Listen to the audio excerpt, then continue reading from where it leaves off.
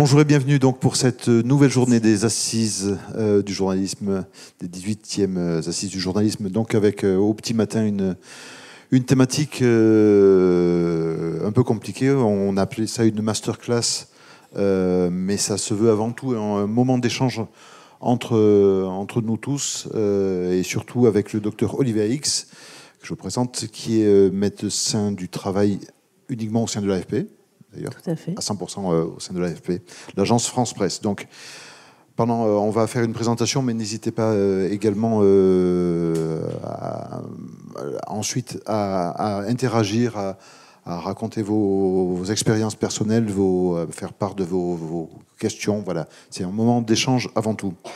Un mini disclaimer, c'est une masterclass. On est obligé de faire ça aussi quand nous, on est à l'école. On va parler de faits compliqués, des faits violents, des choses pas toujours agréables, également de troubles psychologiques. Donc si vous vous sentez pas bien, s'il y a le moins de problèmes, n'hésitez pas à quitter la salle, il y a vraiment aucun problème.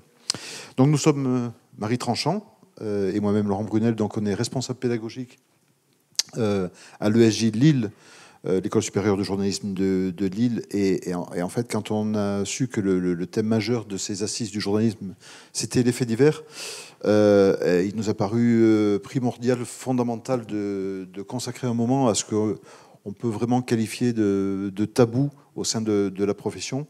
Ce sont les risques psychologiques qui sont liés à ce métier, à ceux qui suivent, qui couvrent les faits divers.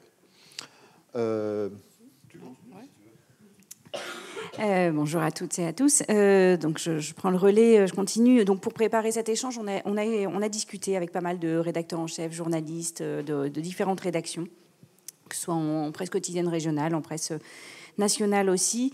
Le constat est quasiment partout le même, c'est-à-dire que peu de choses sont mises en place dans les rédactions pour venir en soutien aux journalistes qui couvrent des scènes violentes. On parle souvent de soutien à celles et ceux qui vont sur des terrains de guerre, pas forcément à ceux qui vont couvrir un fait divers au coin de la rue. Des accidents mortels, des homicides, des incendies, etc. Et avec des images qui peuvent vraiment marquer, qui peuvent choquer, voire traumatiser.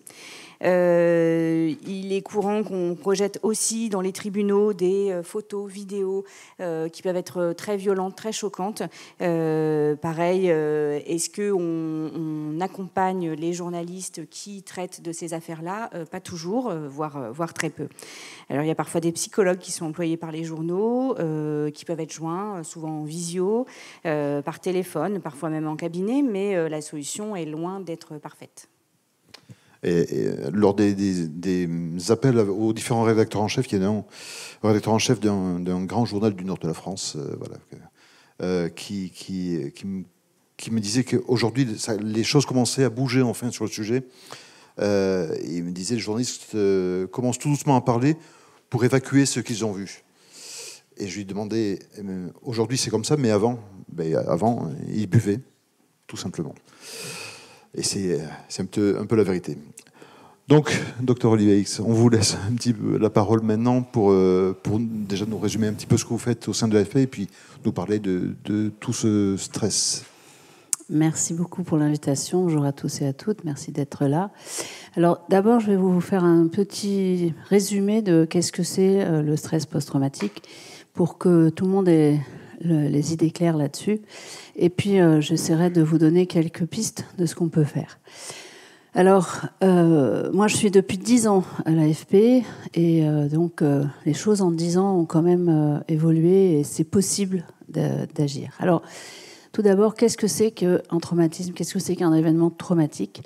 C'est une confrontation à la mort ou à la blessure physique ou à la blessure sexuelle, soit pour soi-même, soit dont on est témoin, soit lorsqu'on recueille la parole d'une victime ou d'un témoin, soit lorsqu'on visualise des images qui nous y confrontent, soit lorsqu'on apprend qu'un collègue a été tué, blessé ou violé.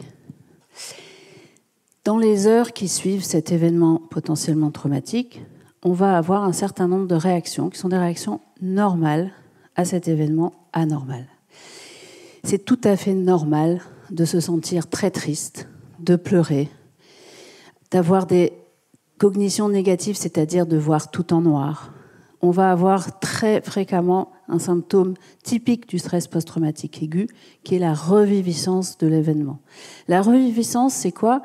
C'est vraiment, on revit l'événement avec toutes les sensations, toutes les émotions du moment. C'est pas juste qu'on y pense, c'est que tout d'un coup, on est envahi et de nouveau, ce qu'on a vécu arrive de nouveau. Ça peut arriver de manière éveillée, ça s'appelle les reviviscences, ça peut arriver de manière, lorsqu'on dort, sous forme de cauchemar. On va souvent éviter tout ce qui peut nous faire penser à cet événement. Ça peut aller jusqu'à éviter d'en parler. Ça peut être éviter d'aller à l'endroit où ça s'est passé. Ça peut être, par exemple, éviter de prendre le métro quand il y a eu une bombe dans le métro. Et sur le corps, on va avoir une hyper-excitabilité neurovégétative. C'est un terme un peu barbare pour dire que tout le système du corps qui sert normalement à se protéger quand on est en danger va être en alerte. Donc ça va nous donner un état d'alerte comme si on était en danger pour pouvoir partir en courant vite ou pouvoir se battre. On va fabriquer plein d'adrénaline, plein de cortisol, et c'est ce qui va avoir des conséquences sur notre organisme. Et cet état d'alerte, c'est ce qui va donner par exemple des gens qui sursautent lorsqu'il y a un bruit, ou si quelqu'un arrive par derrière et vous donne un petit coup sur l'épaule, la réaction va être totalement excessive parce que vous êtes en état d'alerte comme si vous étiez en danger. Vous allez avoir beaucoup de mal à vous endormir parce que vous êtes en état de fabrication massive de tout ce qui sert à être éveillé, se battre et fuir. Donc parfois, on ne va pas dormir du tout pendant plusieurs jours. Tout ça, je vous dis encore, c'est des réactions normales. On va avoir de l'anxiété, on va parfois, lorsque la réaction, l'événement traumatique est fort, on va avoir un état de sidération. C'est-à-dire que le corps tout entier va se mettre comme s'il était mort. Ça permet, c'est quelque chose qui nous vient vraiment de l'état archaïque du système nerveux. Si vous avez déjà vu un lapin qui fait semblant d'être mort pour ne pas être mangé par un renard, c'est l'explication de cet état de sidération qui est protecteur dans certains cas, faire semblant d'être mort. Sauf que là, ce n'est pas quelque chose qu'on va décider, hein, c'est quelque chose qui, face à la peur, face à l'effroi, on ne va pas pouvoir contrôler. La dissociation, ce n'est pas toujours présent, c'est un facteur de gravité de la réaction post-traumatique. C'est un facteur qui sous-tend souvent une évolution vers un stress post-traumatique chronique. La dissociation, c'est ce phénomène qui permet au cerveau de ne pas griller, qui permet au cerveau de supporter l'insupportable. Vous avez peut-être entendu parler de victimes de viol qui sortent de leur corps et qui voient la scène de l'extérieur. C'est ça la dissociation. Au Bataclan, il y a des gens qui décrivent ça aussi, ils sont sortis de leur corps et ils ont vu la scène. Cette dissociation, elle est protectrice pour éviter de mourir, parce qu'on peut mourir de stress aigu. Le cerveau va mettre en place cette protection tout en fabriquant des substances de type morphine, de type kétamine. C'est des mots que vous connaissez sûrement et vous savez que c'est des drogues. Ça explique qu'on peut devenir accro à des situations d'exposition traumatique. Donc cette dissociation, c'est quelque chose dont il faut que vous ayez connaissance parce qu'en tant que journaliste, vous allez interviewer des victimes parfois et qu'il faut que vous ayez une connaissance de ce phénomène. On y reviendra. Donc ça, c'est les conséquences immédiates dans les jours, les heures et les jours qui suivent. Ces réactions normales vont diminuer, s'espacer et le plus souvent disparaître en quelques semaines. La plupart des gens qui sont confrontés à un événement traumatique et qui ont des signes de stress aigu vont revenir à la normale dans les semaines ou mois qui suivent. Cependant, parfois, ces réactions vont persister au-delà d'un mois. On appelle ça alors un trouble de stress post-traumatique et on considère qu'il est chronique quand il dure depuis plus de 3 mois. De temps en temps, on vit un événement traumatique, on gère, entre guillemets, on va bien. Et puis, 3 ans après, il y a un événement mineur qui nous arrive et tout remonte, tout ce qu'on a vécu avant. Et chez les journalistes, c'est très fréquent parce qu'il y a une exposition traumatique souvent répétée pendant des années. Donc, il faut savoir que ça peut survenir à distance. Ce que vous devez retenir, c'est que lorsqu'on est dans un trouble de stress post-traumatique, ça ne passe pas tout seul. on a souvent tendance, les gens ont souvent tendance à se dire oh, ça va aller mieux, ça va déjà un peu mieux, ça va passer. Et là, malheureusement, ça ne passe pas et il y a un risque d'évoluer vers des complications. Les complications, c'est les addictions, si fréquentes chez les journalistes. On vous a parlé tout à l'heure, avant, qu'est-ce qu'on faisait? On allait boire un coup. C'est quelque chose qui était vraiment très ancré. On tapait dans le dos, on disait « Ah, c'était pas facile cette journée, allez bien, on va boire un coup ». Un petit aparté sur est-ce que la répétition des expositions traumatiques, c'est plutôt protecteur, c'est-à-dire en gros on se blinde, ou au contraire, c'est un risque? Alors, moi je constate en tout cas que c'est plutôt un phénomène aggravant et même un phénomène qui est signe de stress post-traumatique. Les gens qui sont en stress post-traumatique vont sans arrêt rechercher des nouvelles expositions traumatiques à cause de ce phénomène que je vous ai décrit quand le cerveau disjoncte et fabrique de la morphine et de la kétamine. Dans les complications, vous avez donc des comportements, donc les addictions, les comportements à risque, rechercher le danger. Et puis, lorsqu'on ne soigne pas son stress post-traumatique, on va avoir un grand risque de se compliquer en dépression, voire en burn-out. Et là, malheureusement, les psychiatres, les psychologues en France connaissent mal le stress post-traumatique. On en parle en France depuis les attentats de 2015. Avant, c'était vraiment quelque chose qui était étudié par les médecins militaires, les psychiatres militaires, qui était très peu étudié en France, alors que c'est un problème de santé publique majeur à cause des violences subies par les enfants, et notamment les violences sexuelles. C'est un problème de santé publique majeur, et malheureusement, les médecins, les psychologues, les psychiatres ne connaissent pas bien. Et du coup, malheureusement, souvent, les gens consultent pour dépression, et on passe complètement à côté, ou consultent pour addiction, et on passe complètement à côté de leurs troubles de stress post-traumatique, qui parfois, souvent, évoluent depuis l'enfance et des violences subies dans l'enfance. Je vous ai parlé des effets sur le corps, qui sont liés notamment à ces fabrications massives d'adrénaline, de cortisol, et qui vont entraîner des troubles endocriniens, des troubles cardiaques. Je suis désolée, ça manque sur la diapo. Les troubles, le schéma classique, c'est le journaliste, le reporter multi-exposé, qui ensuite devient alcoolique, qui ensuite devient déprimé, qui ensuite fait un infarctus et sort du système. Et malheureusement, j'en ai vu un certain nombre, et ma volonté, c'est que ça n'arrive plus. Et ce que je constate, c'est que depuis que je suis à l'AFP, j'interroge systématiquement toutes les personnes que je rencontre la première fois sur leurs antécédents de violences subies dans l'enfance, dans la vie, et les reportages traumatisants non digérés. Et lorsque les gens ont passé 10 ans, 20 ans à vivre avec un reportage qui les hante, la difficulté à aller vers le soin est majeure. Il me faut des années pour convaincre les gens de se prendre en charge, parce qu'ils n'ont pas envie d'aller visiter ce territoire qu'ils ont mis si soigneusement de côté.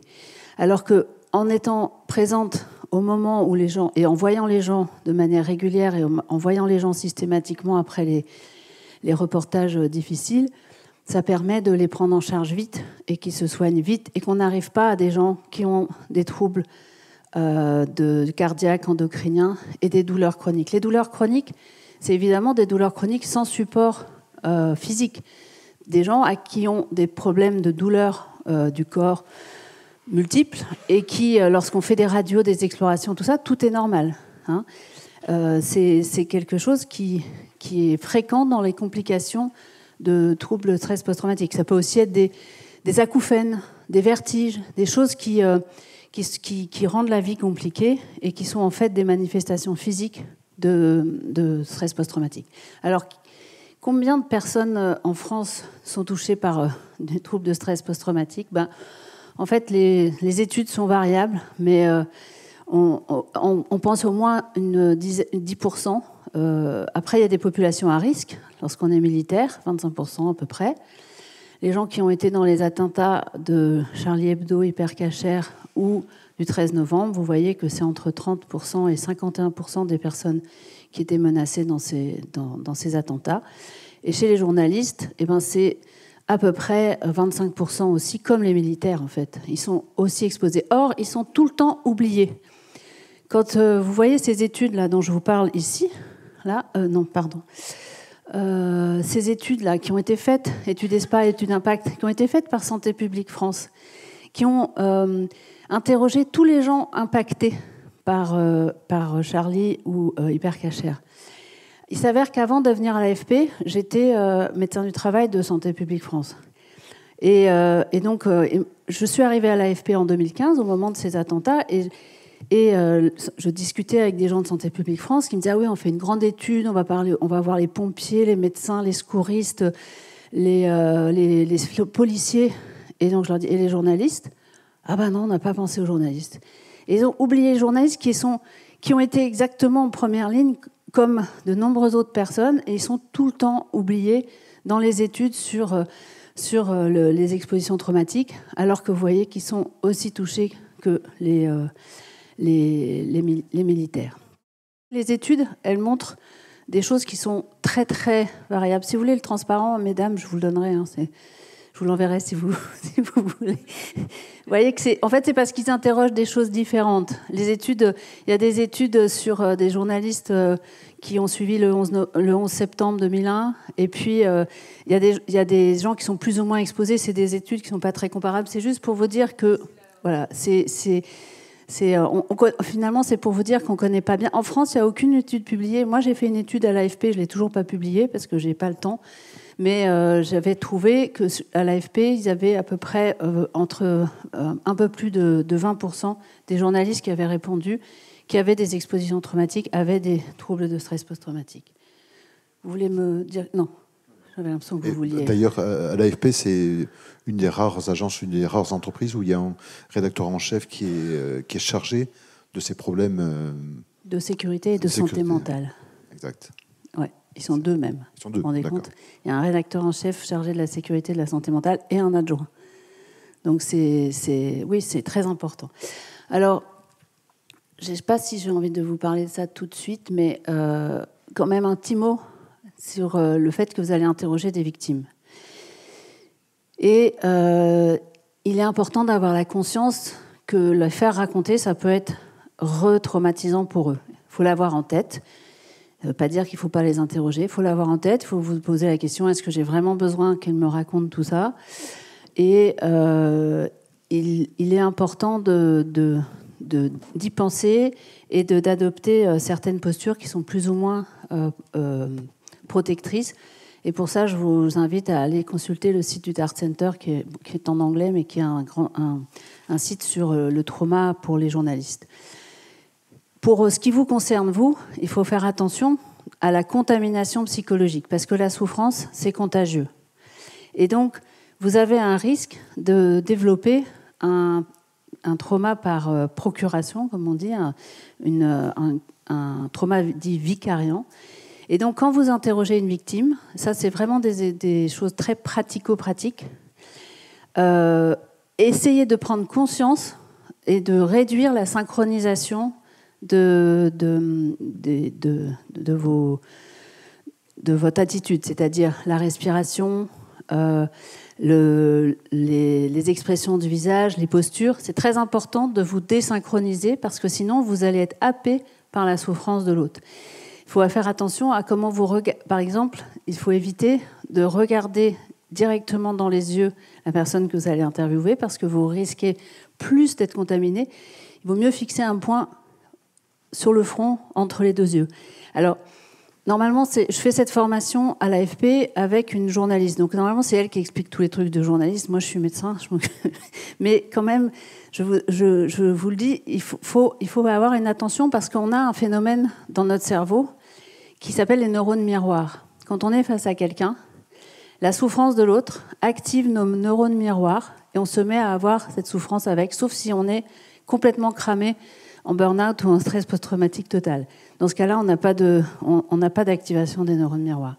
Mais toujours est-il que c'est ce qui explique sur le corps ces réactions. Donc, soyez attentifs, respectez vos limites surtout. Connaissez vos limites et respectez vos limites. Et c'est quelque chose de difficile et de toxique et d'interviewer des victimes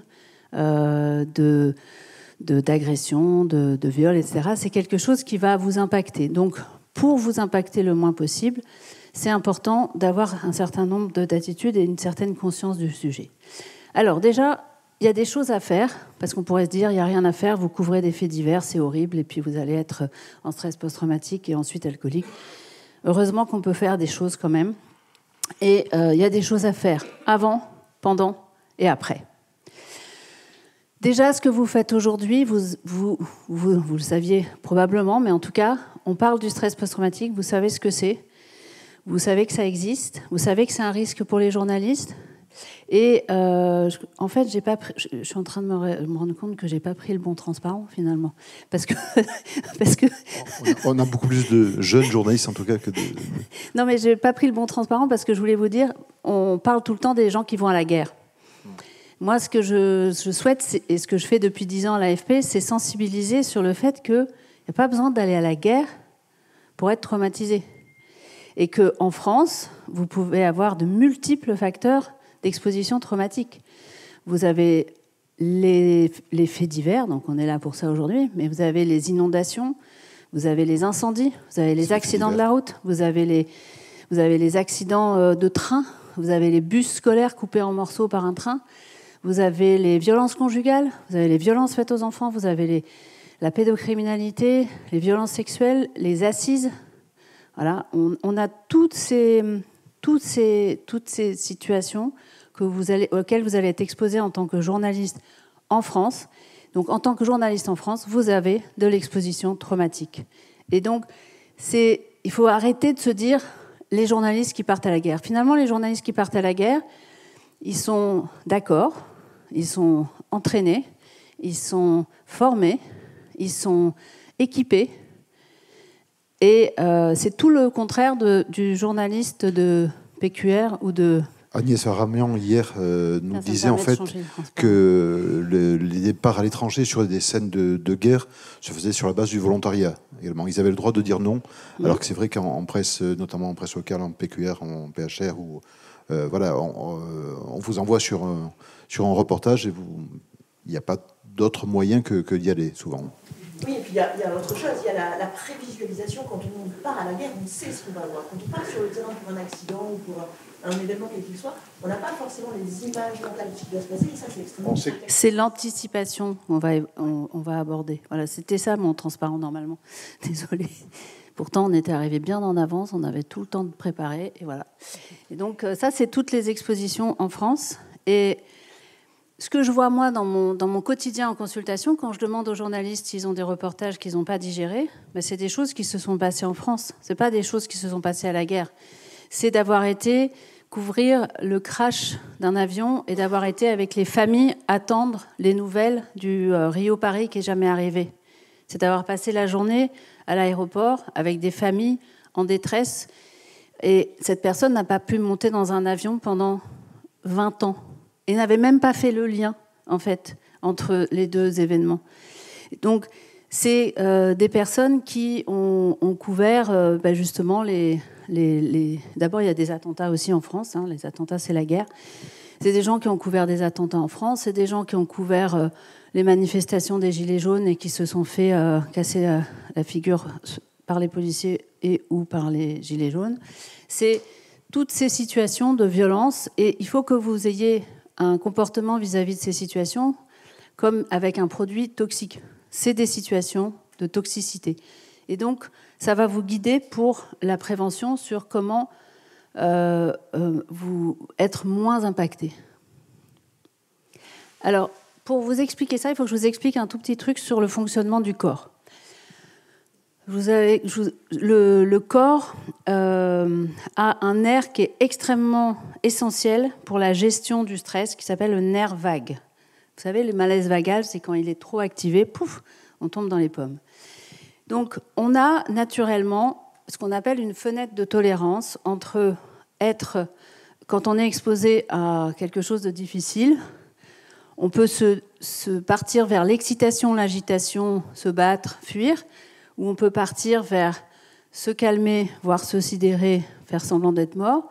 Et en fait, entre les deux extrêmes, vous avez cette fenêtre de tolérance où vous vous sentez bien. Donc, si par exemple ce matin vous n'êtes pas stressé, vous êtes en forme, vous n'avez pas peur, vous avez un état d'équilibre entre ces différents facteurs, un qui vous active et vous excite et un qui vous calme. Cette fenêtre dite de tolérance, on peut l'agrandir en faisant certains exercices et en faisant certaines choses, et c'est ça qui va avoir un facteur protecteur, parce que si vous avez une toute petite fenêtre de tolérance et que dès que vous êtes exposé à quelque chose d'un peu stressant, vous partez en vrille, ça va être compliqué de travailler. Donc, il faut avoir cette compréhension de fonctionnement neurologique, et c'est en s'appuyant sur ce nerf vague qu'on va pouvoir améliorer les choses pour augmenter sa fenêtre de tolérance. Donc, avant le reportage, d'une manière générale, j'ai pu constater que chez les journalistes, il n'y avait pas toujours... Alors, il faut faire attention aux généralités, mais quand même, il n'y a pas toujours une très grande attention à sa santé. Pas toujours une très grande attention à son sommeil, à son hygiène de vie, au fait de faire du sport, au fait d'avoir un bon équilibre vie personnelle, vie professionnelle. Et on n'a pas toujours le choix, certes, avec la situation précaire, parfois on est obligé d'accepter trop de travail, etc. Mais d'essayer quand même d'avoir conscience que le fait de dormir suffisamment, le fait de ne pas boire trop d'alcool, de se faire aider pour arrêter de fumer et de faire de l'exercice physique, c'est essentiel pour déjà avoir un bon niveau de départ. Il y a des techniques qui vont permettre d'augmenter votre fenêtre de tolérance, qui sont la méditation, la cohérence cardiaque. Alors, est-ce que tout le monde a entendu parler de la cohérence cardiaque ? Pas du tout. Non ? Alors, la cohérence cardiaque, c'est un exercice des plus simples, qui est gratuit et qui est le plus efficace pour maintenir son cœur en bonne santé. Il s'agit de ralentir la respiration pour ralentir le rythme cardiaque et agrandir sa fenêtre de tolérance.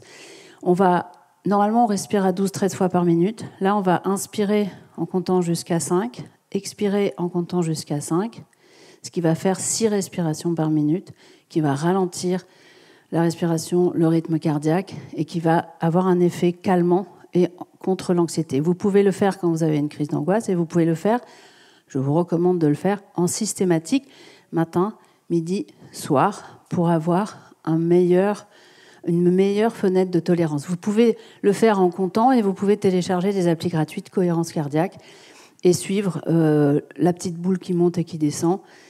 Et c'est vraiment quelque chose on n'a pas le temps de rentrer dans les détails physiologiques, mais c'est quelque chose qui agit directement sur la bonne santé générale et la bonne santé cardiaque. La méditation, il ne s'agit pas de la méditation religieuse, il s'agit de la méditation médicale, comme théorisée par un psychiatre américain qui s'appelle Jon Kabat-Zinn.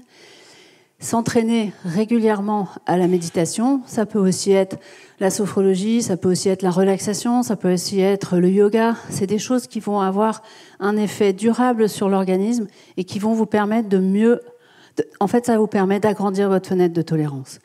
Ce que disait tout à l'heure notre collègue, c'est anticiper. Anticiper avant, c'est essentiel. C'est vraiment un des défauts, même à l'AFP, c'est un des défauts majeurs. Quand on part en reportage, il y a un manque d'anticipation. On y va, on ne sait pas trop ce qu'on va trouver et on est beaucoup plus à risque que si, voilà, comme vous disiez, si on part à la guerre, on ne part pas normalement comme ça.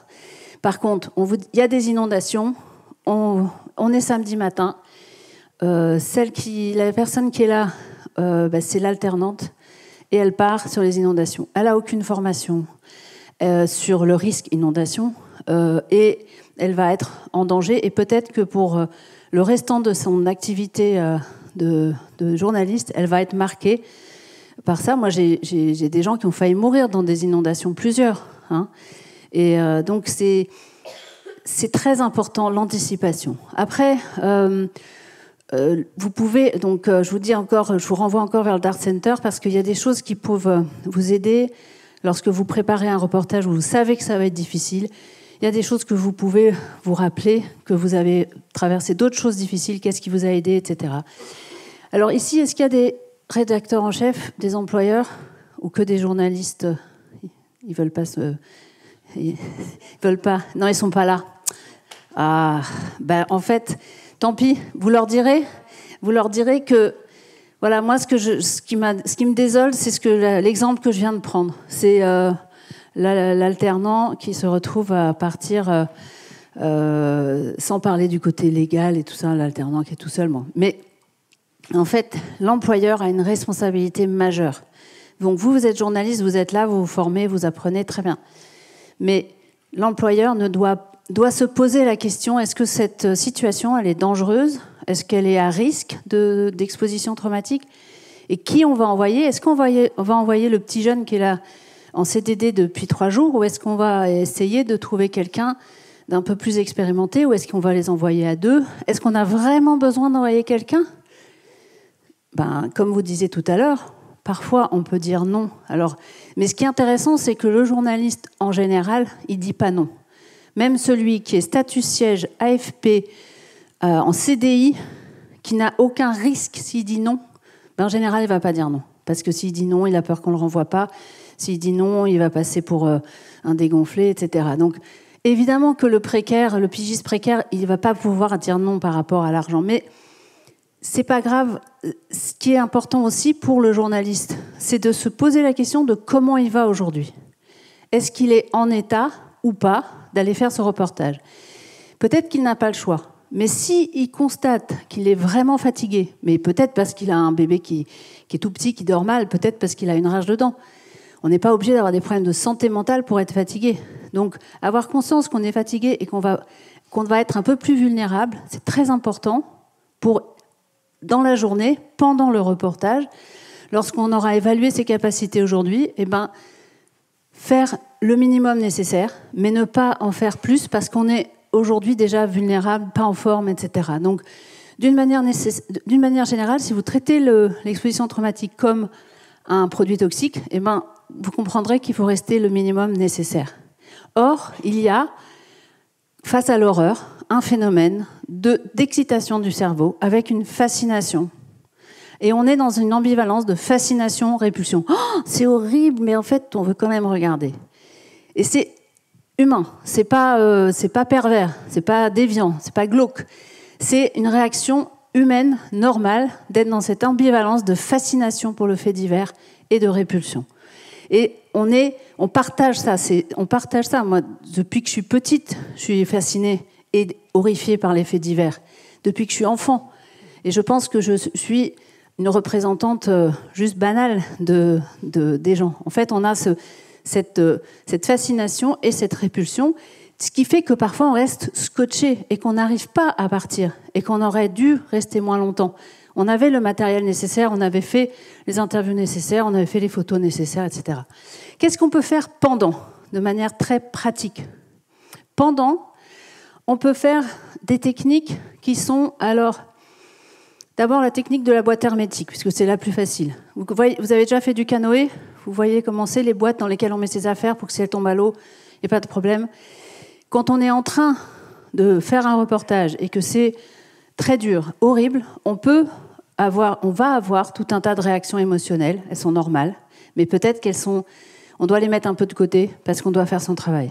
On peut prendre toutes nos réactions, toutes ces horreurs, on les met dans une boîte bien fermée et on les traitera plus tard. On les traitera quand on sera rentré au bureau, quand on pourra accéder à un psychologue, quand on pourra parler à son head chef, etc. C'est une technique qui a ses limites, mais qui permet parfois de continuer à bosser alors que c'est vraiment horrible, sans trop se dissocier. Parce que quand on se dissocie, certes, on ne meurt pas, mais quand même, on continue à être exposé. Les techniques d'ancrage, je crois que je n'ai pas trop le temps de vous les détailler, mais vous pouvez les rechercher sur le net. Les techniques d'ancrage, d'ailleurs, il faut s'entraîner avant. C'est avant le reportage, on s'entraîne. Alors, on s'entraîne à se sentir dans une émotion très positive. Par exemple, la joie. On se met dans un état de joie. En repensant à un événement, on a été totalement en joie. Et on y associe un mouvement, par exemple, se pincer la peau. Donc, on s'entraîne. Et lorsqu'on est en difficulté, dans un moment difficile du reportage, si on se pince la main, on va venir superposer à toutes ces émotions un peu compliquées, on va venir superposer l'émotion de joie qu'on a ancrée avec un geste. Ça paraît un peu chelou comme histoire, hein, dit comme ça. Je peux comprendre, moi aussi, j'ai trouvé ça chelou au début, mais ça fonctionne. Et c'est très impressionnant. Moi, j'ai fait l'entraînement avec mon geste, c'était ça, comme ça.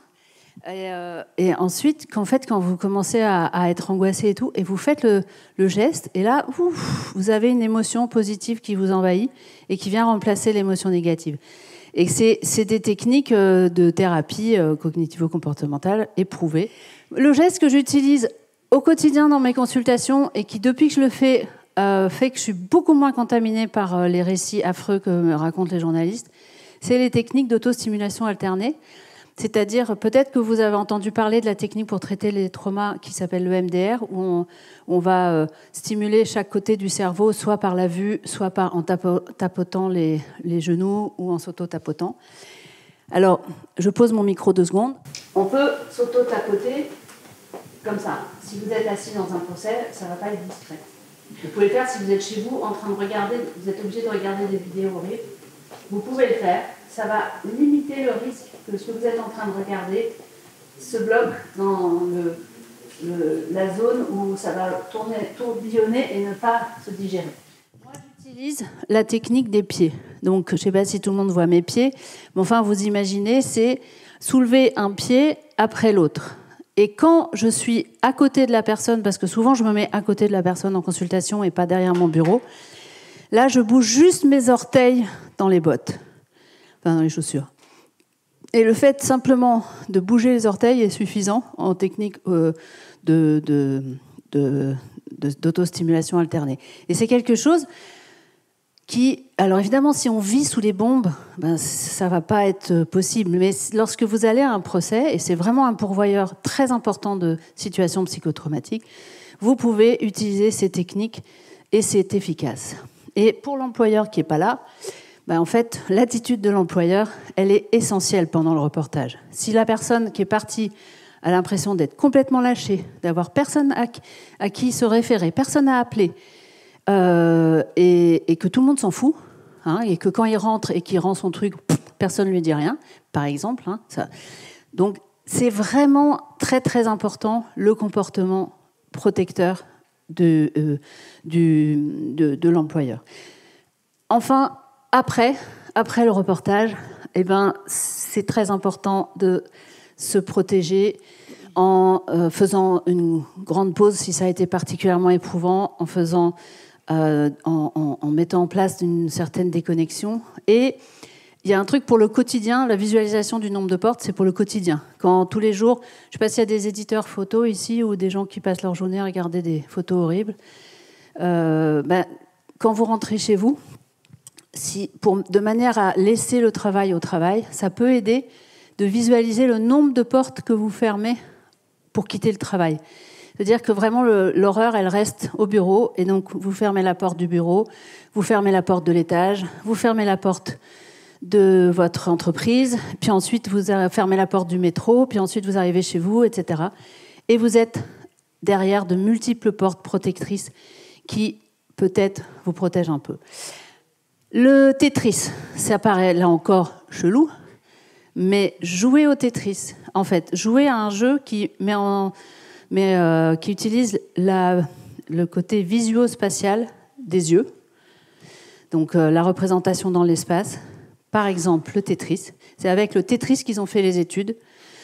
Jouer au Tetris une dizaine de minutes dans les 6 heures qui suivent l'exposition traumatique réduit significativement le risque de troubles de stress post-traumatique.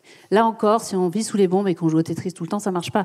Simplement, vous qui allez vous allez à une journée de procès d'assises, vous avez fait vos pieds comme ça toute la journée parce que vraiment c'était horrible, et vous avez compté le nombre de portes en rentrant, mais quand même, voilà. Au début, on pensait qu'il fallait agir dans les 2 heures. Aujourd'hui, on sait qu'on peut agir dans les 6 heures. Et c'est très important parce que ça évite quand même beaucoup de souffrance si on fait des petites choses comme ça.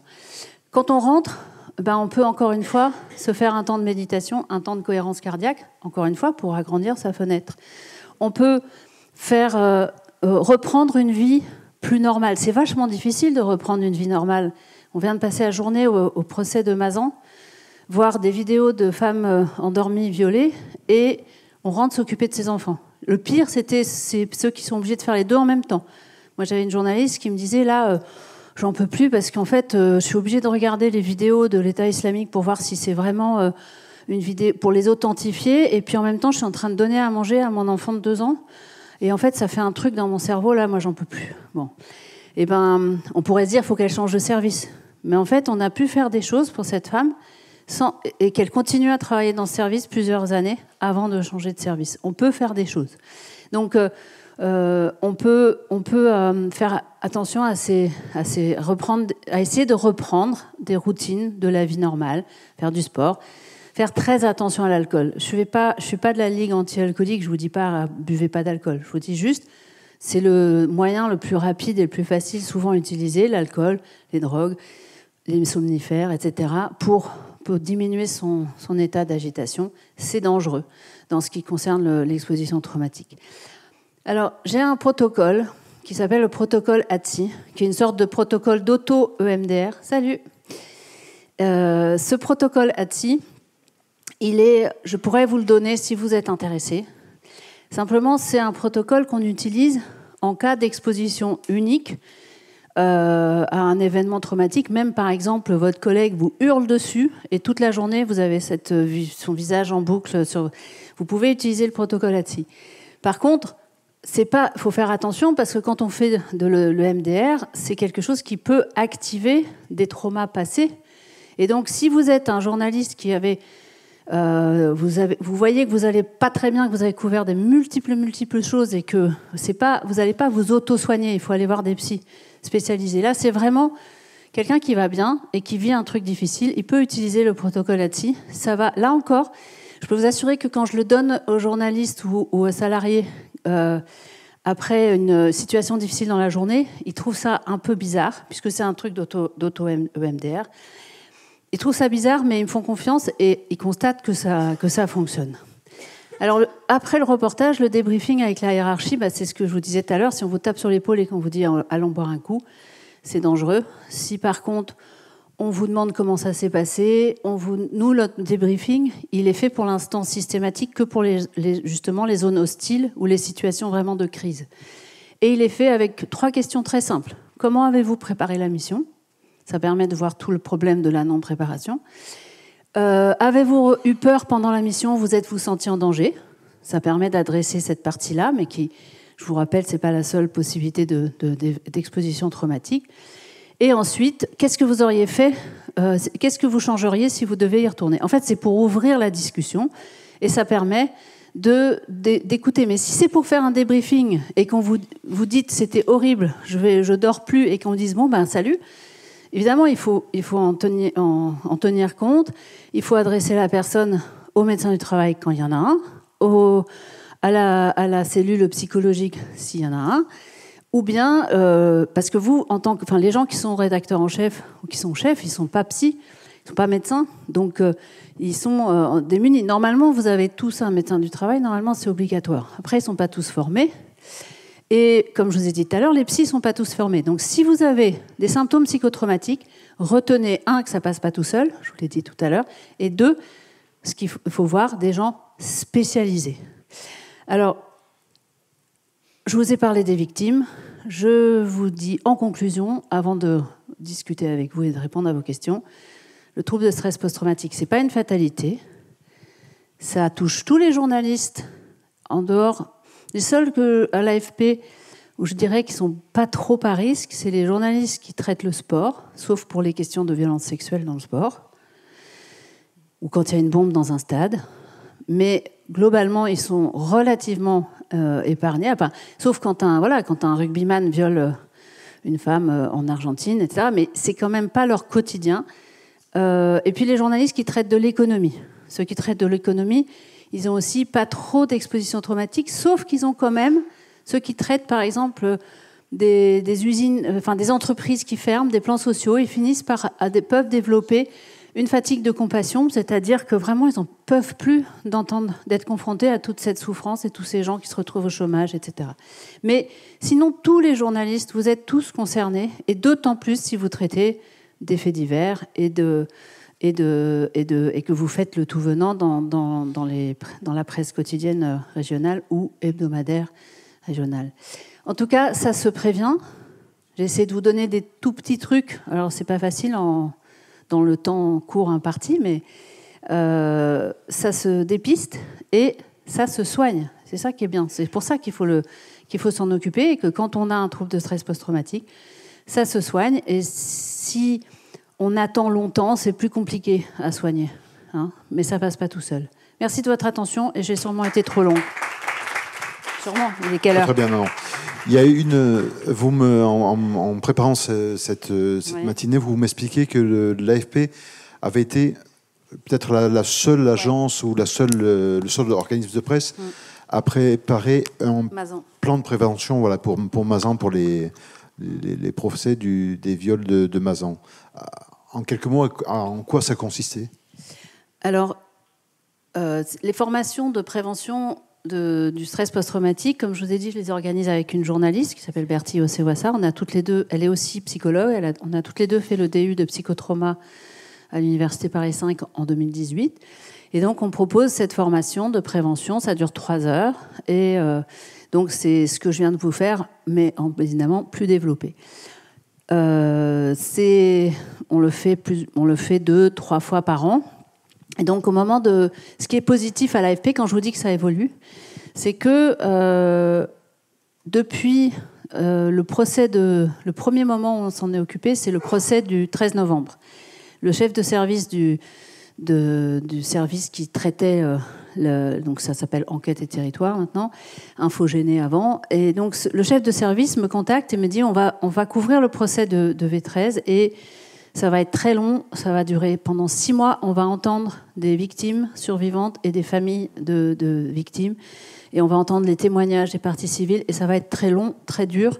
Est-ce que tu pourrais faire quelque chose pour préparer les journalistes ? Donc c'est la première formation spécifique qu'on a faite, que j'ai faite en fait, avant, donc un peu raccourci, parce que les journalistes n'ont jamais le temps. Ils n'ont pas le temps 3 heures déjà pour venir à la formation, c'est trop long. Donc j'avais fait 1h30. Et donc, leur expliquer déjà tout ça. Ça, c'est de la psychoéducation. Savoir qu'un événement traumatique, c'est ça, que ça peut déclencher des réactions normales. Vous ne pouvez pas imaginer le nombre de gens qui viennent me voir en disant, après la mort, on a un collègue qui est décédé.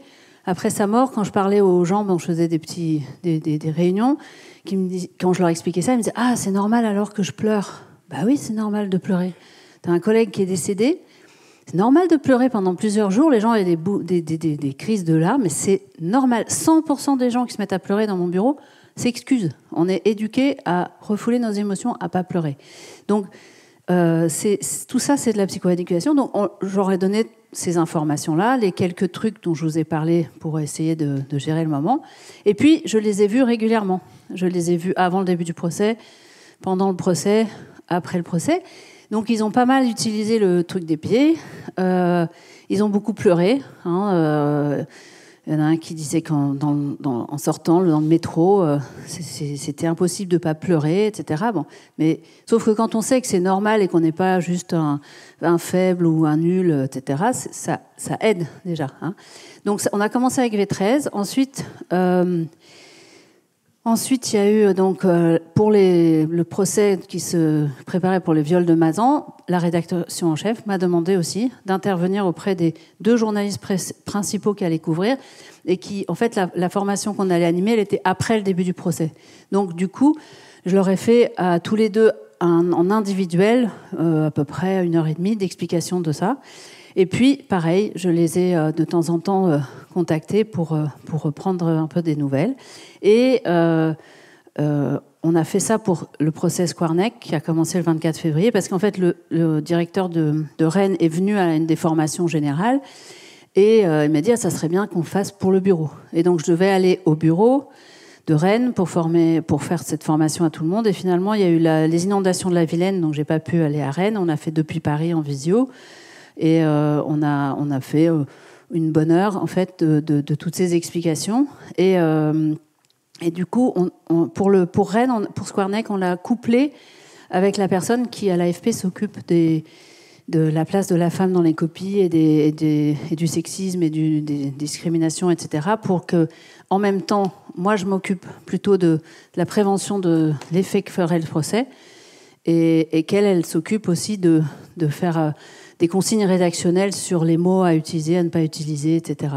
Et donc, je sais pour Mazan, alors je pourrais ne pas savoir qu'on est les seuls à avoir fait ça, mais ma belle-fille est philosophe et a assisté au procès de Mazan. Et en tant qu'elle a eu assez vite, elle a eu une accréditation pour la radio, une radio allemande. Et donc elle m'a dit, en fait, tous les journalistes, aucun à part ceux de l'AFP, n'ont eu un temps de prévention sur ce procès. Et ils sont tous hyper mal, parce que c'est vraiment horrible, c'était affreux ce procès.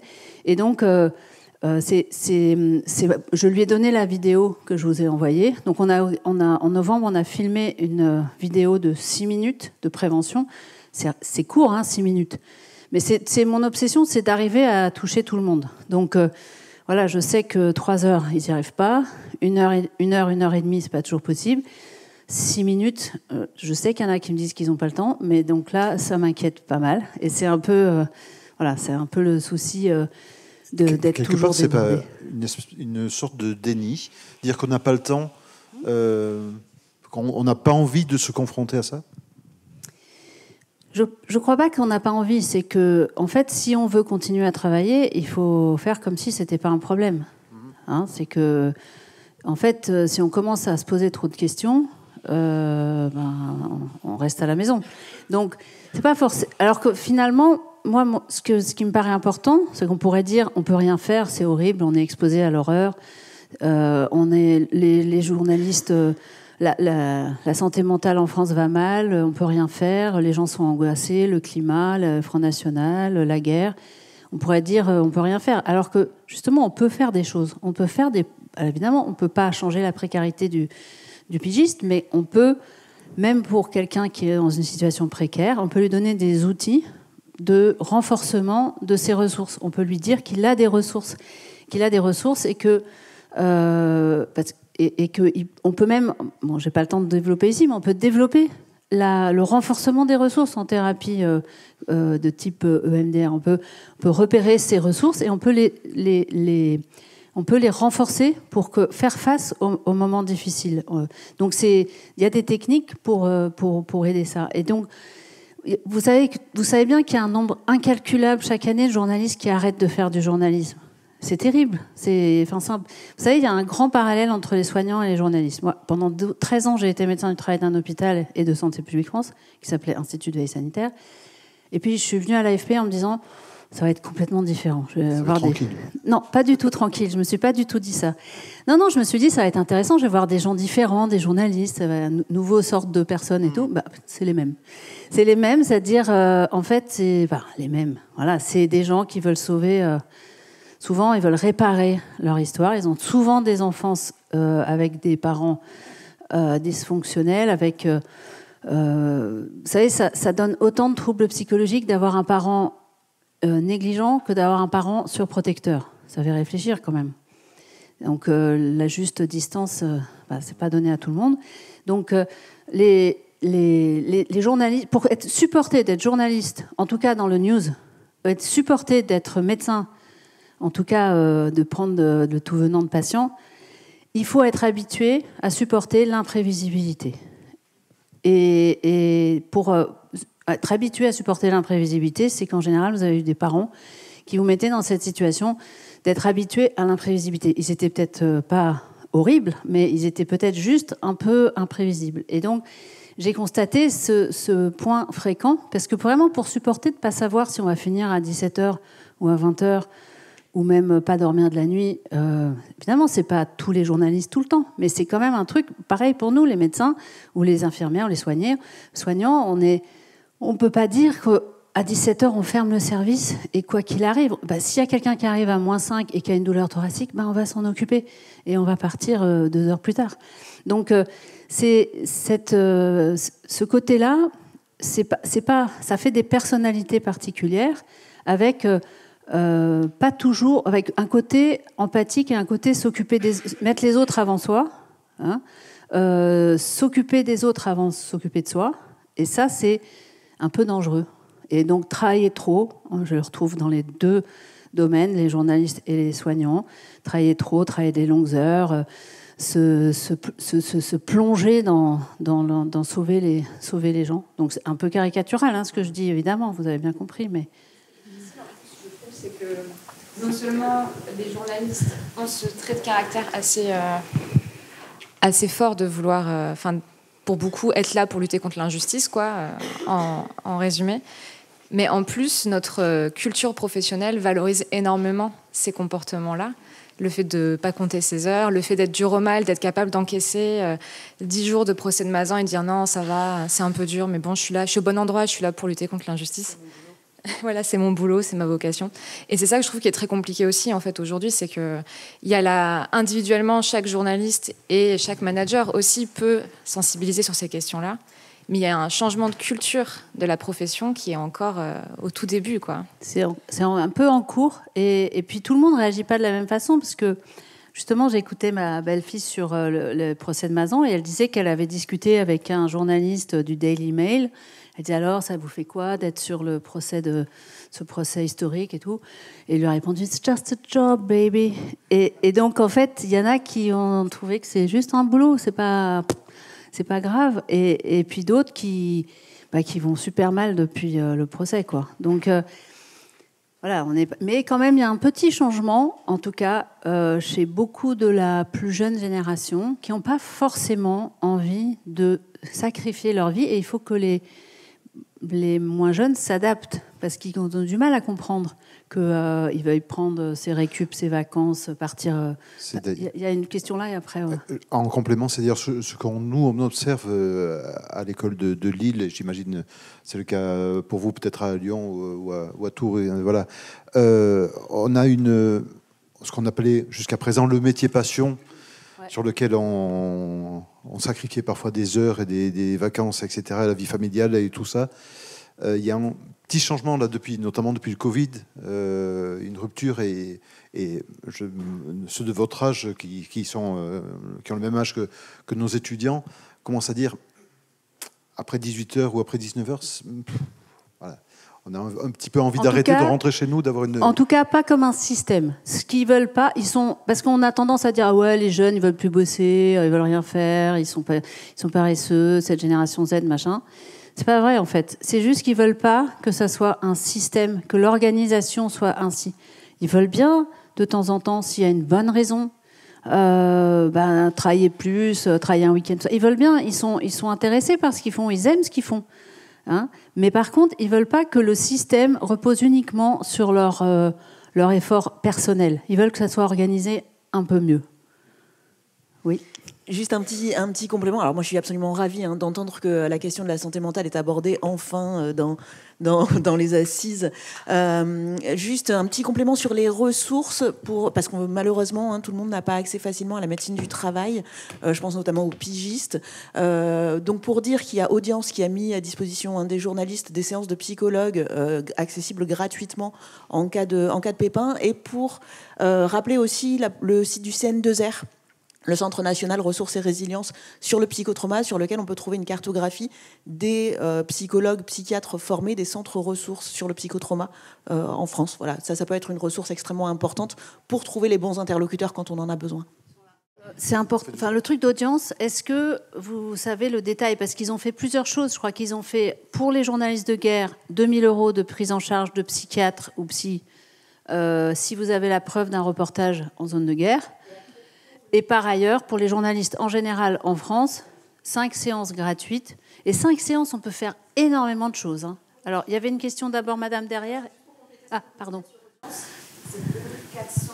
2400. D'être sur un terrain de guerre, je prends l'exemple de Fanny Marié, qui vient de sortir un livre sur les maltraitances dans les pensionnats. Ah oui. Ça se passe en France, c'est pas la oui. guerre. Et elle a fait sa demande, et on lui a accordé, parce qu'elle...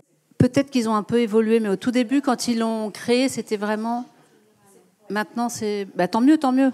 Et c'est Elisabeth Drévillon, s'est battue pour ça, et j'aime bien la citer et la remercier, parce que du coup, c'est quand même pas mal avec 2004. Parce que les psychiatres et les psychologues spécialisés, c'est rarement moins de 80 €, et certains psychiatres, c'est 150, 120, etc. Donc, 2400 €, ça permet quand même d'entamer bien un suivi. Oui, madame. Alors, je me fais déjà un plaisir de citer le Code du travail, qui rappelle que l'employeur doit éviter les risques psychosociaux et veiller à la santé et la sécurité de ses équipes.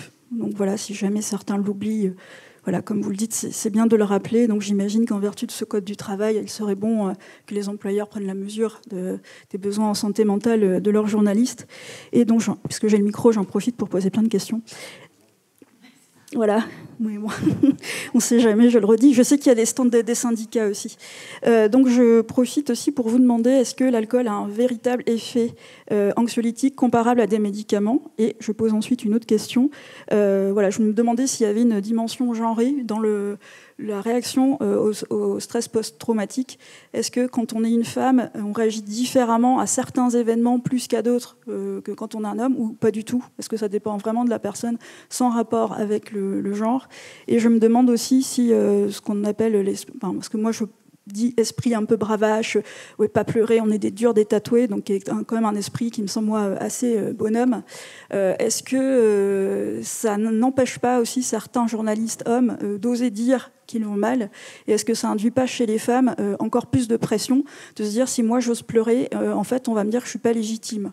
Donc en fait, il faut que je cache encore plus ce que je ressens, de peur qu'on me dise que je suis pas à ma place, et qu'en fait la place de journaliste qu'on m'a octroyée, on me l'a que prêtée. Et donc du coup, il faut que je me taise encore plus. Attendez, je commence à répondre, parce que j'ai déjà du mal à me souvenir de la première question. Alors, tout d'abord, j'ai oublié de dire que suivant le type d'exposition traumatique, il y a quand même des échelles d'impact, et notamment dès qu'il y a des enfants impliqués, il y a un impact beaucoup plus fort pour tout le monde. C'est général. Dès que l'agression, la violence touche un enfant, on va être impacté plus fortement. Après, il y a un autre aspect, c'est que on va être impacté en fonction de qui on est et de notre vécu. Et donc, si on reprend cet exemple des enfants, en fait, quand on a soi-même des enfants, on va avoir un impact et une résonance qui va être plus forte, qu'on soit un homme ou une femme. Et donc, si on fait des photos de petits bébés morts dans un pays d'Asie, et qu'on a des enfants et des enfants et des enfants morts, et que il y a vaguement une couverture, mais qu'on voit leurs petits pieds, et qu'après on est un homme, et qu'après on rentre à la maison et on change la couche de son bébé et on joue avec ses petits pieds, c'est difficile de ne pas avoir de résurgence de tous ces petits pieds d'enfants morts. Et donc l'impact, il va dépendre fortement de notre vécu, et donc de nos antécédents traumatiques. Et là, la question genrée, c'est très genré, le psychotrauma. Et c'est genré parce que les femmes subissent beaucoup plus de violences, et les enfants filles subissent beaucoup plus de violences. Pendant longtemps, quand les études ont commencé sur le psychotrauma, ils pensaient que les femmes étaient plus fragiles, et que du coup, elles avaient plus de stress post-traumatique, et qu'elles étaient plus sensibles au stress post-traumatique, et qu'elles avaient plus de risques de stress post-traumatique. Elles ont plus de risques psychotraumatiques parce que, enfants, elles subissent plus de violences. Elles subissent plus de violences sexuelles, et elles subissent plus de violences sexuelles dans la petite enfance et dans l'adolescence, et ensuite en tant que jeune femme. Donc ça va, vous savez que c'est une petite fille sur 5, a priori, et un petit garçon sur 8, sur 10, les statistiques divergent. Donc vous avez presque 2 fois plus de risques d'avoir subi des violences sexuelles si vous êtes une femme. Donc, quand vous êtes journaliste, vous avez 2 fois plus, en tant que femme, vous avez 2 fois plus de risques d'avoir subi vous-même des violences sexuelles. Donc, on va avoir une vulnérabilité lorsqu'on va traiter des sujets des violences sexuelles qui va être différente si on a subi soi-même des violences sexuelles ou si on n'en a pas subi. Il y a des hommes aussi, bien sûr, chez les journalistes, j'ai des salariés, des patients qui ont subi des violences sexuelles, et qui, du coup, quand ils se retrouvent à traiter des sujets de violences sexuelles, ont des crises d'angoisse, viennent me voir, etc. Donc, c'est genré parce que les femmes subissent plus de violences, ont plus de troubles de stress post-traumatique. Est-ce que c'est genré dans la façon de réagir? C'est une question que je me pose. parce que c'est une question que je me pose, notamment, pour laquelle malheureusement, je n'ai pas encore la réponse, mais je crois quand même que les femmes ont une façon différente de traiter l'information, enfin les femmes. Je ne sais pas si c'est les femmes en général, si c'est les femmes qui ont une sensibilité et qui ont été formées à la question des violences sexuelles et qui ont une sensibilité aux violences sexuelles subies par les femmes, mais il y a quelque chose qui m'interpelle sur notamment le traitement des viols de Mazan, parce qu'il y a des hommes qui ont écrit certaines choses. Il y a un journaliste homme qui a écrit un truc, ça n'a pas choqué l'homme relecteur, ça n'a pas choqué l'homme qui a appuyé sur le bouton d'édition. Et la première femme qui a vu le truc a dit « Mais c'est pas possible, on peut pas titrer Mazan 50 nuances de viol. » Mais ça n'a pas choqué. L'homme a trouvé ça marrant, le relecteur a trouvé ça marrant, l'éditeur a trouvé ça marrant. Mais c'est comme Amazon. Les avocats, certains avocats hommes ont fait des blagues, apparemment. Elle a pris ça. Alors peut-être aussi, ou en tout cas certains ont fait des blagues, notamment des proches. On citait des blagues des proches sur l'homme à 2 cerveaux et pas assez de sang pour irriguer les gueux, etc. Donc, quand même, je me pose la question, donc même avec ce journaliste du Daily Mail qui dit oh, c'est juste le boulot, est-ce qu'il y a des femmes journalistes qui auraient pu dire ça ? Peut-être, hein. C'est juste une interrogation que j'ai. Mais en tout cas, moi, je n'ai pas constaté de différence entre les femmes et les hommes sur comment elles vont réagir suite à une situation traumatique. C'est un problème d'antécédent personnel, de vécu de violence, qui va être déterminant dans la façon dont ils réagissent. Après, vous avez posé une autre question sur est-ce que le fait de devoir cacher ses émotions, oui, ça fait pas, le fait de devoir cacher ses émotions, qu'on soit un homme ou une femme, c'est un facteur de risque RPS. Quand vous prenez les facteurs de risque RPS, il y a être exposé à la souffrance et à la détresse humaine, virgule, devoir cacher les émotions. C'est-à-dire que pour tout le monde, devoir cacher les émotions ressenties, ça génère un stress. Et ça génère parfois un mal-être et un conflit de même éthique, voire un conflit de valeurs. Donc, évidemment qu'il y a des gens qui jouent au gros dur et qui m'aiment pas mal, etc. Mais en général, ces reporters-là, moi, ce que je constate, c'est qu'ils sont en stress post-traumatique chronique. Ils sont complètement dissociés. C'est-à-dire, quand on dit même pas mal, on se dissocie. En fait, c'est pas possible de regarder sur un écran une femme endormie se faire violer et dire même pas mal, ça me fait rien. C'est-à-dire que si on se fait rien, c'est parce qu'on se protège en se dissociant. Ou alors qu'on est soi-même avec des comportements déviants. Mais c'est le côté je suis un gros dur, etc. Bien sûr que pour certains, c'est un jeu, et pour certains, c'est cacher leurs émotions. Bon, ça me fait penser à quand j'ai fait ma formation d'addictologue. Je suis addictologue depuis 2005. Et pour la formation, je suis allée en stage dans un service qui accueillait les toxicos à l'héroïne. Et je me souviens d'un monsieur qui était très baraqué, ultra tatoué, le crâne rasé. C'était pas vous. mais non, il était batteur dans un groupe de hard rock. Et en fait, il détestait ça, en fait. Et il se shootait à l'héroïne pour supporter le personnage qu'il était censé incarner de cette espèce de grosse brute qui gueulait, qui était obscène, sexiste et violent, etc. Et donc, ça m'avait pas mal marqué parce que, en fait, il n'arrivait pas à... Comme il gagnait beaucoup d'argent comme ça, il n'arrivait pas à sortir de ce truc-là. Et c'est pour vous dire jusqu'où ça peut aller de devoir cacher ses émotions. Alors, je ne sais pas si ça a répondu à votre question, mais bien sûr que ça a un impact. Quand des mecs se la jouent, attends, t'as rien vu, machin, et moi j'ai tout fait, et puis moi j'ai risqué ma vie, ça c'est rien. Bon, donc oui, ça a un impact. Et heureusement, aujourd'hui, quand même, il y a de plus en plus de femmes journalistes et de plus en plus de femmes qui ne laissent pas ce discours-là avoir lieu. Mais il est jamais très très loin, ce discours-là. Il est jamais très très loin, et il faut y faire très attention, parce que les histoires de boys club et les histoires de mecs qui ont tout vu, tout couvert et qui ont risqué leur vie et qui vont boire des coups chez Carmen derrière la bourse là-bas, c'est une réalité qui existe. Hein. Donc, est-ce que j'ai répondu à toutes les questions que vous avez posées? Je me souviens plus. Alors, sur le code du travail, bah oui, bien sûr, mais vous savez bien que si c'était si simple, voilà, on serait même pas là ce matin. Enfin, l'alcool. L'alcool est un produit psychoactif puissant, extrêmement efficace pour diminuer l'anxiété à court terme. C'est le plus efficace, presque.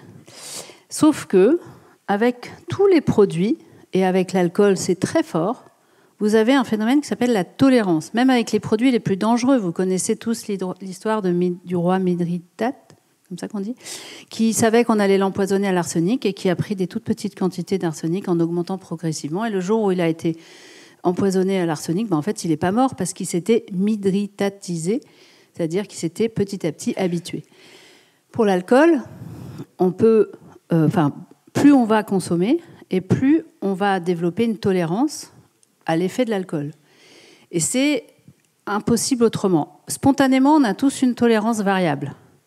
Il y a des gens, ils boivent un verre, ils sont complètement ivres, et ils ne supportent pas bien l'alcool. Il y a des gens, comme moi, à 14 ans, je pouvais boire une bouteille de whisky et je ne tombais pas dans le coma. Donc c'est génétique, le corps a une variation de sa tolérance qui va de ces deux extrêmes. Mais de toute façon, quand on boit de l'alcool, si on boit de l'alcool en recherchant un effet, il va falloir petit à petit augmenter la quantité pour obtenir le même effet. Un jour, qui est plus ou moins long à apparaître, avec une quantité qui est variable suivant les individus, votre effet anxiolytique, antidépresseur, qui vous fait du bien, va s'inverser et vous allez avoir plus d'anxiété, plus de dépression et vous n'allez pas faire le lien. Vous allez penser que c'est à cause des problèmes qui vous ont poussé à consommer de l'alcool que vous êtes en dépression et que vous êtes anxieux. Et vous allez rechercher toujours cet effet de l'alcool, mais vous n'allez plus l'avoir. Donc, l'alcool a un effet anxiolytique puissant, à court terme, à petite dose. Et il est dangereux, car on augmente forcément les doses quand on recherche cet effet-là. Les médicaments, il y a diverses classes de médicaments. Les somnifères, les anxiolytiques sont dangereux, car ils créent de l'accoutumance, ça veut dire qu'on s'habitue, si on ne les a pas, on est anxieux. Ils créent de la dépendance, on est obligé d'augmenter les doses, on ne peut pas l'arrêter. C'est le contraire d'ailleurs, c'est accoutumance, on s'accoutume, on augmente les doses, et on ne peut pas l'arrêter. Et ils créent une accoutumance, et en plus, ils sont dissociants, les anxiolytiques. La famille des benzodiazépines, le Valium, le Lysanxia, le Lexomil, le Xanax, tous ces médicaments-là, ça augmente la dissociation, ça aggrave les effets du psychotrauma. Et c'est des médicaments qu'il faut éviter et qui en plus ont des effets ils abîment le cerveau, ils augmentent le risque d'Alzheimer. Donc c'est des médicaments à ne prendre, pas dans le psychotrauma, mais à prendre quand on vit une situation aiguë de crise et qu'on est très angoissé, pourquoi pas quelques jours, on peut. Mais quand on lit les notices sur ces médicaments-là, il y a écrit ne pas dépasser 12 semaines. Vous voyez, des gens, ça fait des années qu'ils en prennent. Les antidépresseurs, c'est une autre classe de médicaments. Quand on a besoin d'antidépresseurs, il faut les prendre. Ça évite les suicides, ça évite la mort par suicide, ça permet de fonctionner. Les antidépresseurs, c'est pas dangereux. Même, c'est pas très efficace dans le cas des dépressions associées au psychotrauma. Mais c'est pas dangereux comme les benzos et les anxiolytiques. Est-ce que ça répond à votre question ?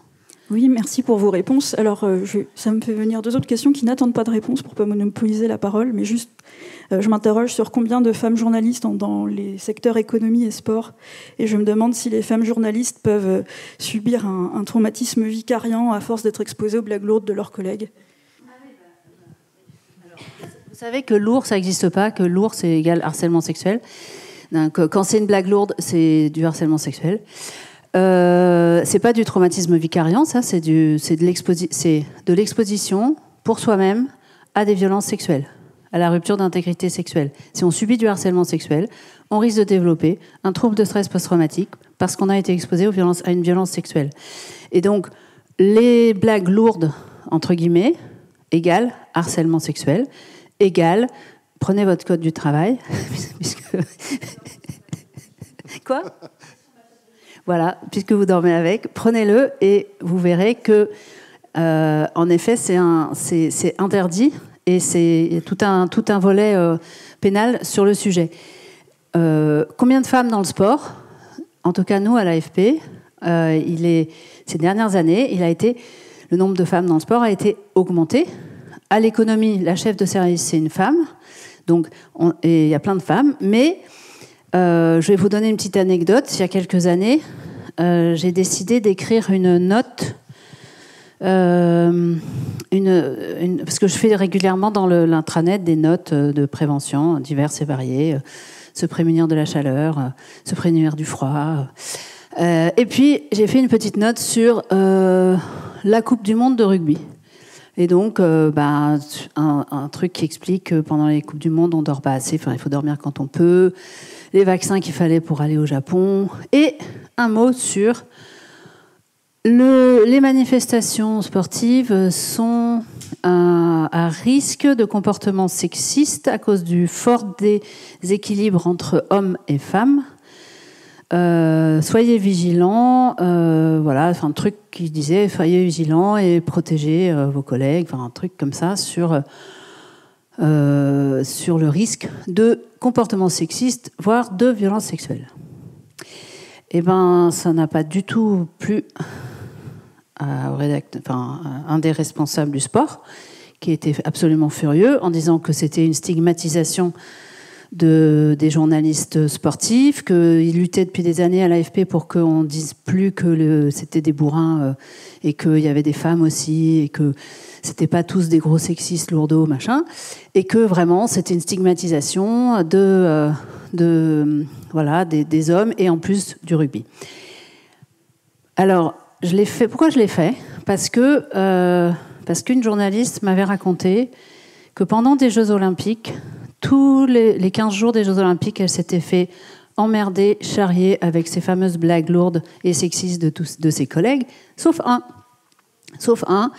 qui avait été vraiment protecteur avec elle, sympa avec elle, et qui disait aux gens « arrêtez avec ça, arrêtez ». Jusqu'au dernier jour où ils sont allés se baigner et que, pendant cette baignade, il lui a sauté dessus en lui plaquant les 2 mains sur les seins.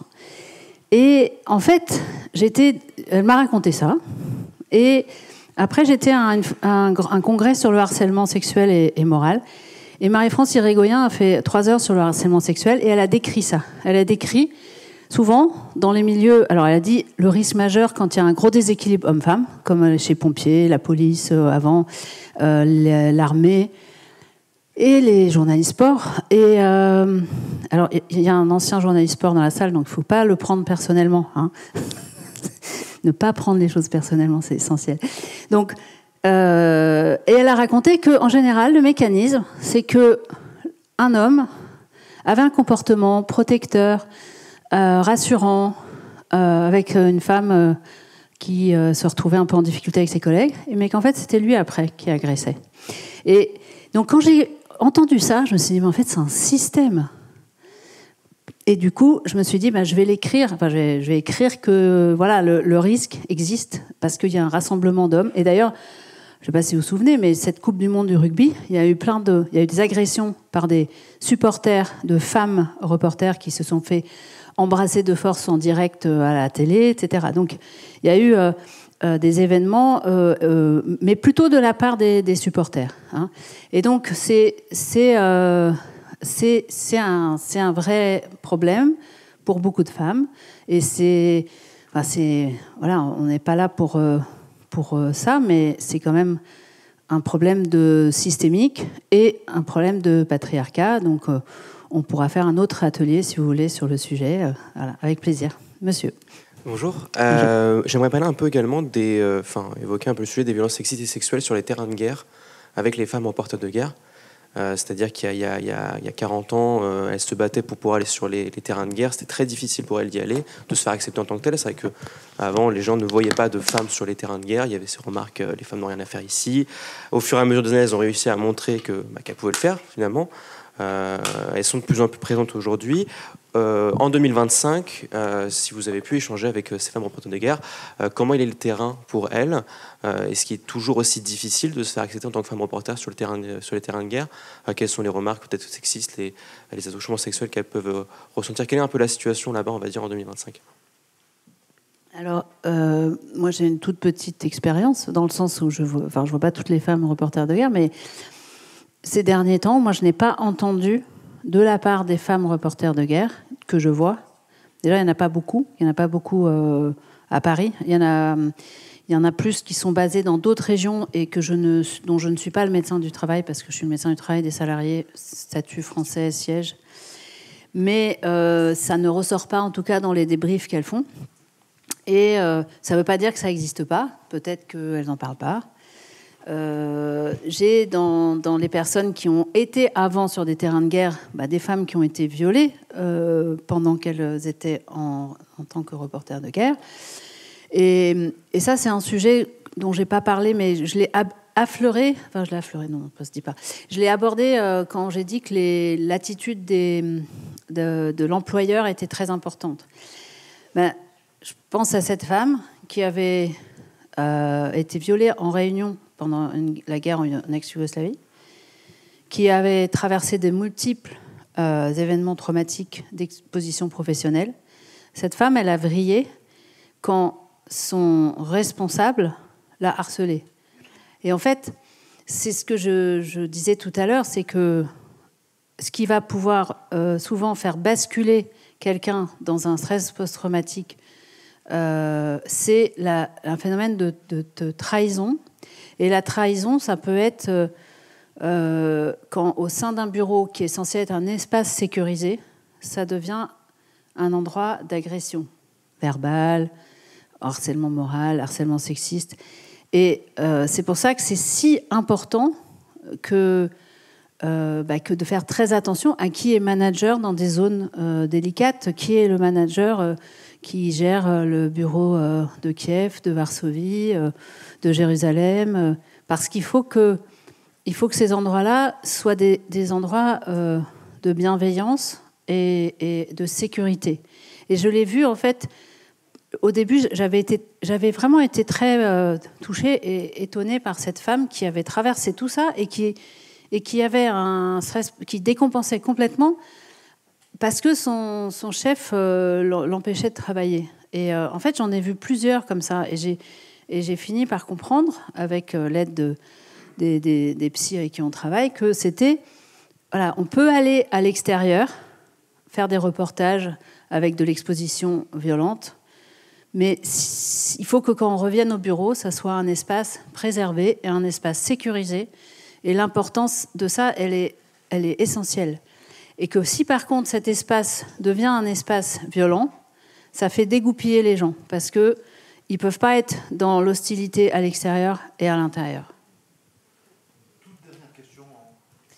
Bonjour. Bonjour.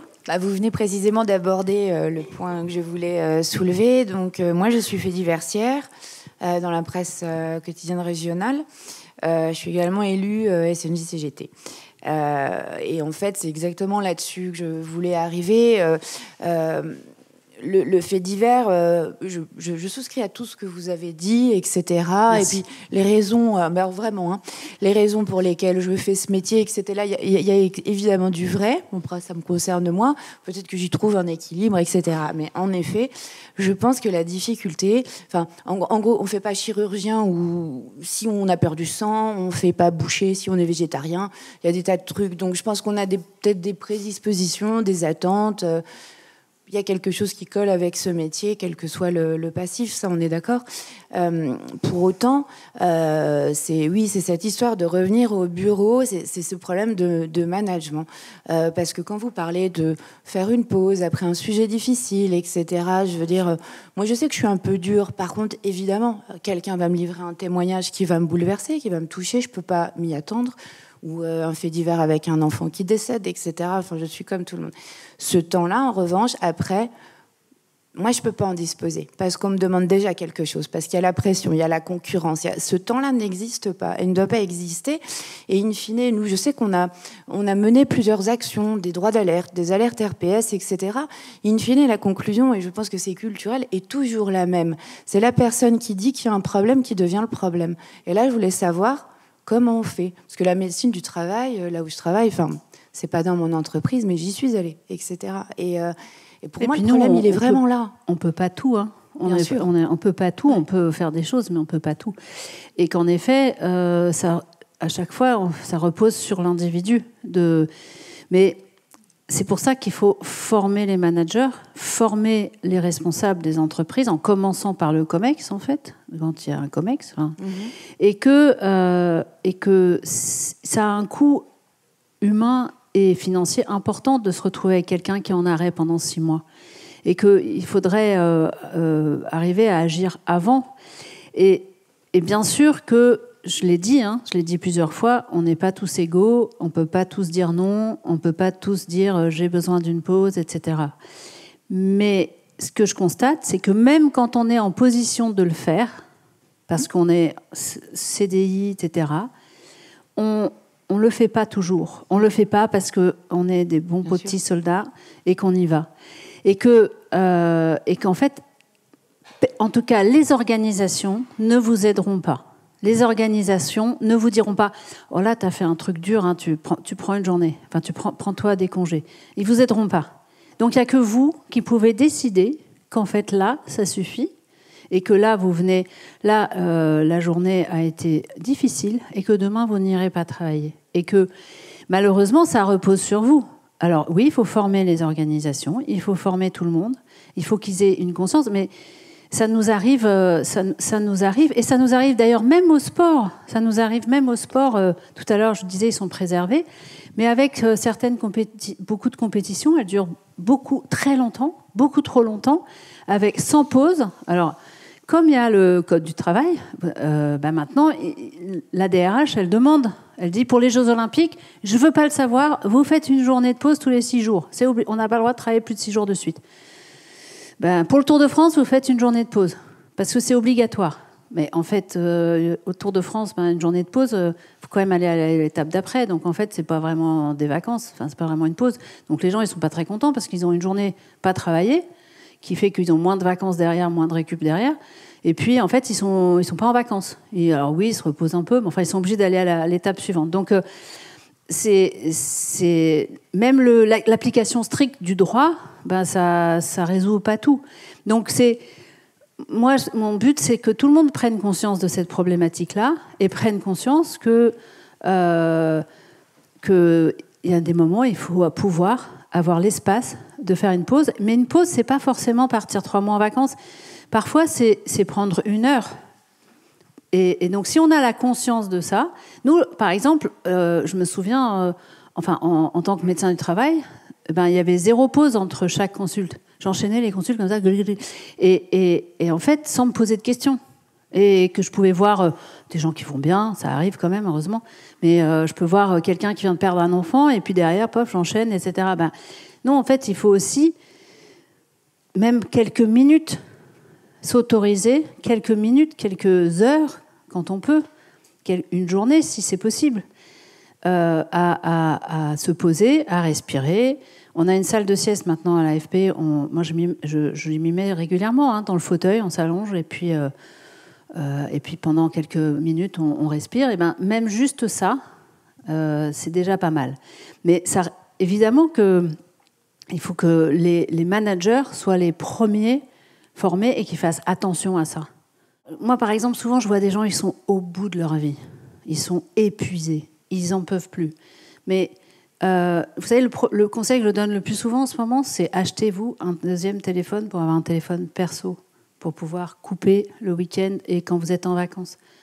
Alors les gens ils disent « Ouais, mais non, mais c'est compliqué. » Je dis « Oui, c'est compliqué parce que vous ne pouvez pas déconnecter, en fait. »« Oui, non, mais je ne regarde pas mes mails et tout. »« Oui, mais vous avez votre téléphone quand même. » Et là, hier, j'ai reçu un mail d'une journaliste qui m'a dit « Je voulais vous remercier pour les conseils que vous m'avez donnés il y a quelques mois. Grâce à mon téléphone perso, j'ai passé les premières vacances déconnectées pendant 10 jours et c'était génial. Et donc, bon, on peut dire c'est utopique, mais ce que j'essaye de vous faire vous dire, c'est que les deux, on est tous responsables. D'accord ? L'employeur le premier, parce que de toute façon, l'employeur, c'est toujours lui le responsable. C'est toujours lui qui va être devant le tribunal si il n'a pas respecté la protection de la santé. Mais en fait, on est deux. On est l'employé et il y a l'employeur. Et donc, si on bouge un peu, eh ben, on peut peut-être faire bouger un peu l'employeur. Ça, c'est pas simple. Et vous êtes élu, donc vous savez que c'est plus efficace quand on agit collectivement que si on agit tout seul dans son coin en disant ouais, moi je veux prendre une journée de récup. Bon, c'est pas très efficace. Hein. Mais vous avez quand même un pouvoir d'agir individuel qu'il faut essayer d'utiliser et qu'il faut. Mais souvent les gens sont embarqués, n'arrivent plus à s'autoriser à. Voilà. Et c'est ce que moi j'ai beaucoup constaté, c'est l'absence même de se poser la question de comment on va. Des fois, vous savez, les gens, ils arrivent en consulte pour une visite périodique. Nous, c'est tous les 3 ans. Et donc, je leur dis bonjour, comment ça va ? Et puis, ils s'écroulent en larmes. Et en fait, ils ne s'étaient juste pas posé la question de comment ça allait, en fait. C'est pas... Et qu'ils disent... Alors, après, ils s'excusent. Hein, et puis, après, ils disent, je ne comprends pas pourquoi je pleure. Et puis voilà, donc je sens qu'il veut me dire stop. Oui, non, désolé, on va continuer d'ailleurs à parler de ça, notamment des faits divers par rapport à la presse locale. C'est dans un atelier qui commence dans 10 minutes dans une autre salle. Mais avant toute chose, merci beaucoup au docteur Olivia X. Merci beaucoup.